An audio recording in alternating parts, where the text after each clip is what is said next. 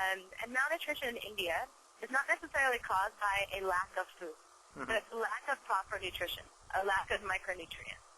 And so you see children who may have yellowing hair and bloated stomachs, and that's not all due to just not having enough to eat, but not eating the right thing. And so, the kids aren't getting the right food. So, Indian food is, of course, some of the most nutritious food you can get. Dal, rice, sabzi, roti is a complete meal. Add some dahi in there, and you have all the major food groups. And so, actually, if Indian food is eaten in the right way, it can be perfectly fine.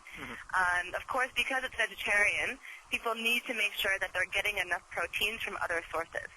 So you have to consciously eat more.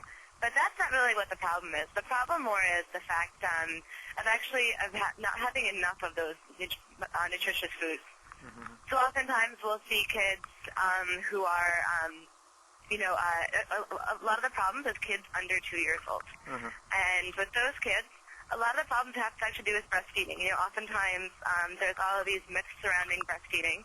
And so the mothers won't start breastfeeding for maybe 1 or 2 days. Or 3 or 4 days after the delivery. And there's tons of experience and literature around the world showing that one of the most important public health kind of interventions is breastfeeding within the first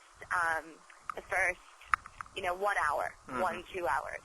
But in India, oftentimes that doesn't happen, especially in the villages and some of these tribal communities, for 3-4 days. And so already the kid is, so by not getting colostrum, the kid's kind of starting behind. And then we see that the families will not breastfeed, or the mothers not breastfeed enough, maybe just 2 or 3 times a day, instead of, exclusively for, 8 times a day.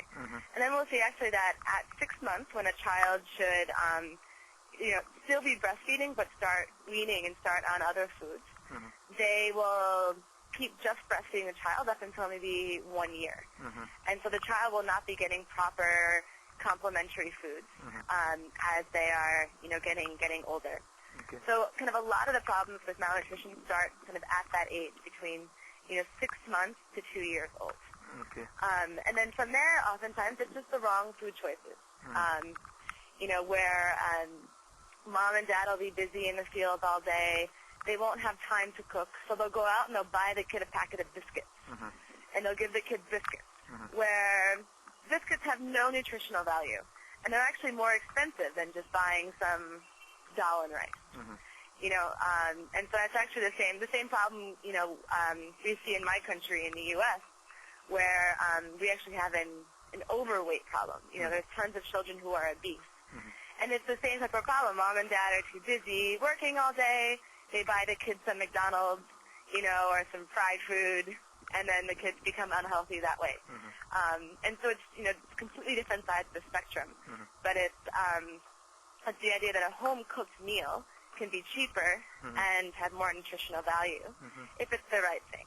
And then what we also see a lot of times in the villages with malnutrition is that, seasonally, let's say in the summer, once the corn starts to come in, we'll see kids that only eat makka roti.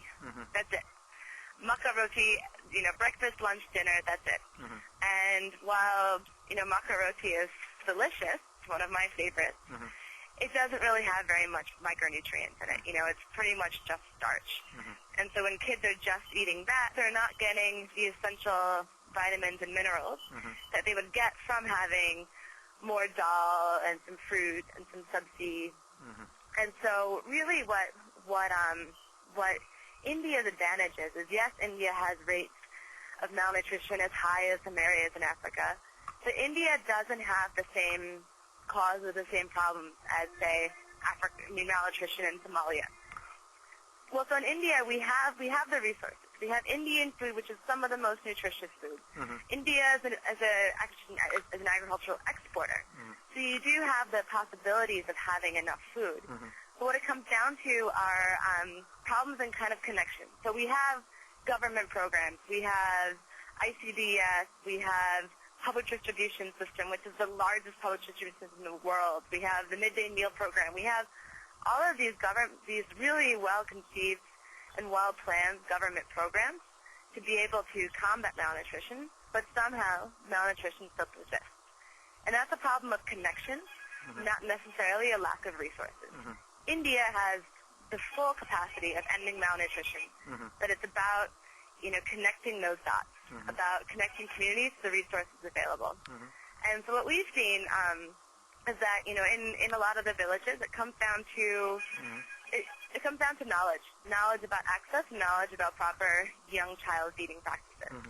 So it's about talking to mothers about first talking to pregnant women about proper nutrition during pregnancy, then talking to them about breastfeeding within the first hour, then talking to them about proper exclusive breastfeeding for 6 months, then talking about what kind of foods to give a child after 6 months during the complementary feeding stage, then talking about kind of what are the proper foods to give a kid as the child starts to grow.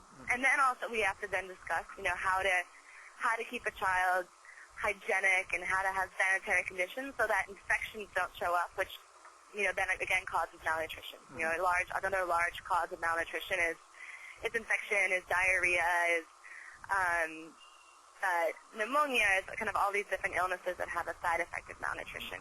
And so kind of second to the education point is also making sure that kids are fully vaccinated, that ORS is available, so if a kid does get diarrhea, we can stop the cycle and get them rehydrated, and that families know what are the times to bring a kid to the hospital, what are the warning signs, and can keep the child healthy.